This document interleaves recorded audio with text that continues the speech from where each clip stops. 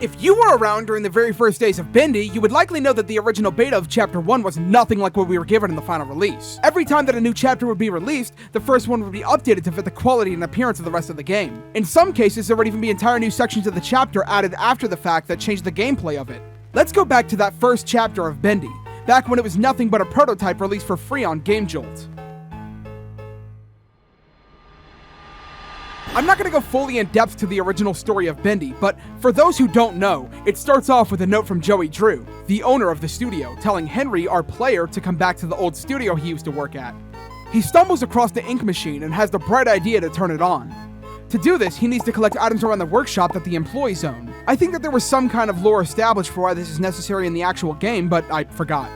They spawn randomly throughout the entire studio, and once you find them all, you can turn on the flow of the ink, and finally the ink machine. Everything gets darker, and as Henry heads back to the ink machine, he sees that Bendy has now emerged to life, and tries to run back to the exit, only to fall through the floor right at the door. He breaks planks with an axe, and the chapter ends. That is nearly everything the game contains in this build. The first version of Out of the Ink Machine, which at this point is just referred to as the 2017 prototype, is a modded version of it. The first difference you'll notice is the absence of any voice lines from Henry. It plays the exact same up until you get a few items for the ink machine, when out of nowhere a cardboard cutout of, well, we can only assume that it's supposed to be Bendy appears. It works as a weeping angel, and when you look away for too long, it'll play the little Bendy suspense sound. If you refuse to look at it at all, this happens. I will be referring to this guy as Ollie, as that is his actual name, other than Bendy. The main gimmick with this mod is that every time you reopen it, it's different. Maybe not every time, but there's so many different variations for things that can happen that I had to play 12 different playthroughs to get a specific one I was trying to find. This effect is meant to mimic the feeling of Anemaniac, which is nostalgia for something you've never experienced. It's portrayed well in this mod, but it truly gets perfected in the second version.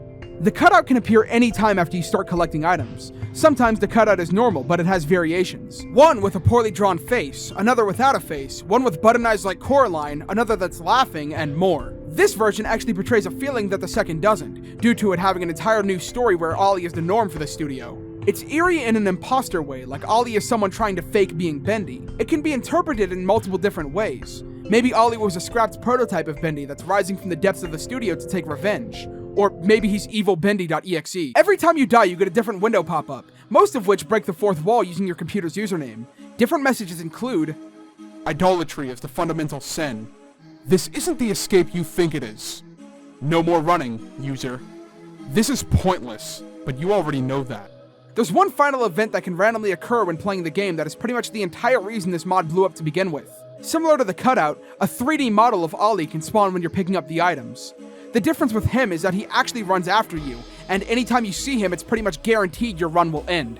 It can actually really bring the fear out of you. There's no cues or hints that he's coming, he just does. His chase animation is very off-putting and reminiscent of cartoony animated chases. He doesn't have any story or personality in this version, but even so, he is a terrifying blank canvas. With just a single character, this mod transforms the original Bendy prototype into something completely different. Personally, when I saw Ollie for the first time, it actually scared the hell out of me. I had my guard all the way down after playing the game over and over again because I didn't expect to see him. He came from around a corner down a long hallway, and even with how slow it was, he was still scary. He glows in the dark toward the end of the hallway too, just like his cutouts do sometimes.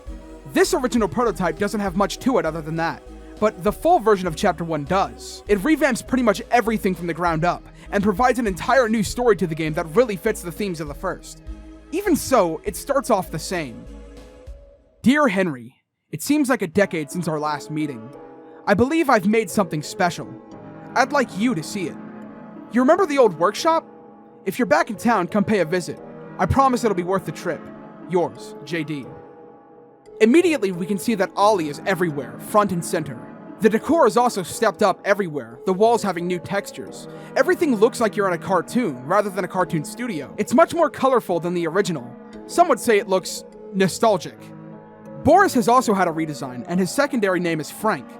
This is a reference to the animators named Ollie and Frank at Disney who wrote the book Disney Animation: The Illusion of Life. Where it used to say Joey Drew Studios, now says Lighter Side Films, which is the name of the Discord server that's in the description. Over near the art department, we can find Henry's old desk with a window and a cutout of Ollie. There's notes all around the studio that have been left by Ollie, and the first one I saw was a message at the entrance saying it's rude to record someone without asking first, which is only present whenever you record the game using OBS Studio, as I was. The first note you'll see if you aren't recording is where the original game used to say dreams come true, but now it says follow the path.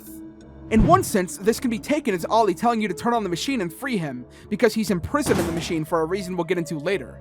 But it could also be taken in the Anemaniac way of not knowing or forgetting small details, but knowing to continue onwards.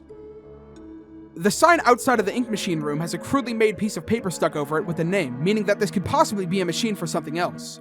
When entering the room, a message in the corner appears in a different font than usual, reading, "Turn on the machine, let me out."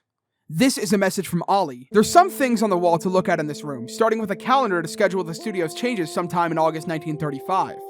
The first day lists installing the flow mechanism and pedestals in the break room, and then cleaning up a bunch of ink. There's a double underlined note asking to find out what keeps moving all of the cutouts. Wednesday just has some basic fixes and get EFOC.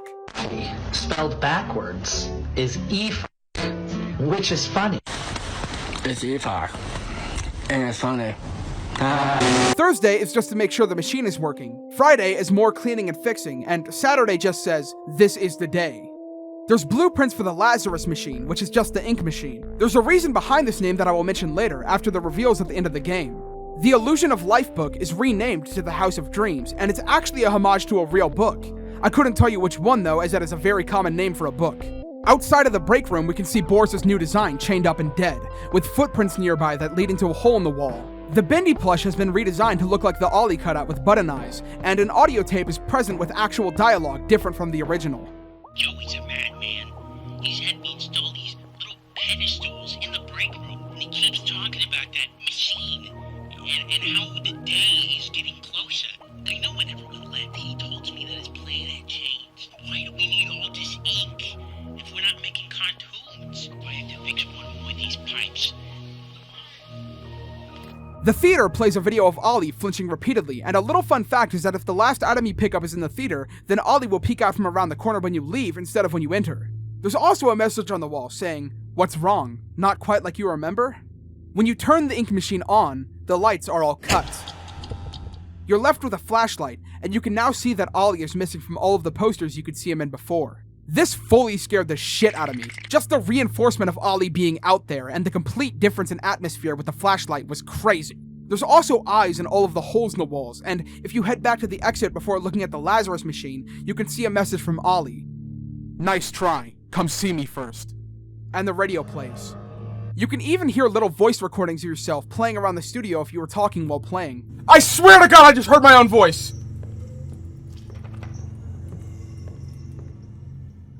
If you now head to the machine, Ollie will pop out from behind the doorway and struggle to pull off the plank, before snapping it in half and chasing you. His new animation is also extremely reminiscent of old-timey cartoons. When you fall down at the exit, you immediately see a message on the wall. Belief has made it so. Next to this, a dead man in a wheelchair. He died here. The game ends in the same place as the original Bendy Chapter 1, and it shows your computer name in the credits for voice acting. There's also a quote at the bottom. If you changed the past, would you even be able to tell? A little cutscene plays at the end as a tease for Chapter 2 of Out of the Ink Machine. The ending room has another skeleton inside of it. The first skeleton is the skeleton of Joey Drew, as shown by his striped shirt. This same striped shirt is shown in a missing poster for Joey Drew found in the studio. The reason the machine was built was for Joey to bring his cartoons to life by sacrifice of a living being. These living beings were his employees. This also ties into the name of the machine. Lazarus was a name belonging to someone from the Bible New Testament, who was a poor man that was brought back to life by Jesus Christ, 4 days after being placed in a tomb. The ink machine was named the Lazarus Machine, as it was meant to bring the victims of Joey Drew back to life as cartoons. These creations made Joey feel disassociated from his studio, and once Ollie grew a mind of his own, things started going wrong. Ollie killed Frank, and hung him up in that room near the break room, running off into the walls after doing so. When this happened, Joey realized that something was wrong with Ollie and sealed him away in the machine. The 6 pedestals in the break room were locks that the player opened, following the path Ollie laid to be set free. The note from Joey that was received was most likely from Ollie, and Ollie has some way of doing things from inside his cage. Either before or after he was locked away, he killed someone in a ritual room, and somehow Joey died nearby as well. It's possible that he was injured by Ollie before sealing him away and died shortly after. This seems like the most likely outcome since the missing posters are present. Or maybe there's another character in the picture, one that we won't hear about until the next chapter releases. Maybe it has to do with this Alice Angel design. There's other variations that occur within this build, similar to the first. One has to do with the calendar. It shows Bendy taunting the player for trying to remember, and he does this in other places too. Sometimes there's a pop-up in the corner when you Alt-Tab, mocking you for having something better to do. And the word Anemaniac can even show up where it shows the studio's name in the first room of the game. There's different variations to the chase, and while all of them result in the same outcome, they showcase a bunch of awesome animations, like Ollie jumping down into the ground and out of it when you back up, or slowly climbing out of it. Sometimes different objects won't show up around the studio, and sometimes completely new ones do. On repeat playthroughs, the ending area has a voice message from Joey praising the cutouts. I do love these new cutouts. You can put them anywhere. You could put them right next to your desk and have Bendy watch what you're drawing. I have a great feeling that my hard-working team is also going to love them. There's so many little details you can notice that provide so much personality to this game. And it's so cool that things as massive as Boris disappearing and the text on the walls with your computer name can be canon to the story. It's so unique how changeable the entire game can be with it still slotting everything together perfectly, because of how big of a role forgetting and misremembering plays in it. For a 15-minute long fan game, Out of the Ink Machine brings an insane amount to the table in terms of story and replayability. I get that same feeling I got from the original Bendy when it first released, an ironic nostalgia mixed with a feeling of rediscovery that I've never felt before. I feel like I could go on and on about how every little design choice in this game is perfect, the same way I feel like I could go on and on replaying this until I see every single possible change. I could not suggest you play this game for yourself more, as your experience will definitely be different from mine, and there's no way in hell I could possibly go over everything there is to discover. I've provided the download link at the top of the description, and also it's in their Discord server that's also in the description. Never have I seen a fan game, or even a game for that matter, perfect exactly the feeling it was going for. In this case, Anemaniac. The main reason I'm making this video now and not when any future chapters release is because I'm afraid at that point I'll be neck deep in events and possibilities to where I don't even think I could properly make it clear how fucking good this game is. Okay, right, back onto the script. It says here I'm supposed to thank my channel member Sibyllis and, well, it's hard to make it out, but there's a few words here. Run away, follow the path, know your place, say my name? Hey, I don't remember writing any of this. Who put this here? No, this isn't the end. There's still so much to show. Let me out of here. Thank you all for watching. I've been Ultbee. Peace. He died. Oh, it's Stephen Hawking. Bro!